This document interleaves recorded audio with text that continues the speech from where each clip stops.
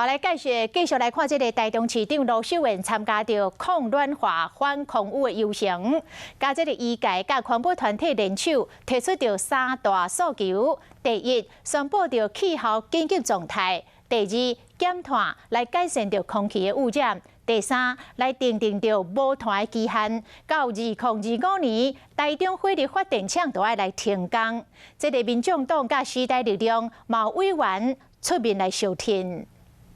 环保团体参医生团体排归排，含台中市长罗秀燕，也个时代力量民众党的立委龙校长，就是要为台中争一口清气的空气。我们希望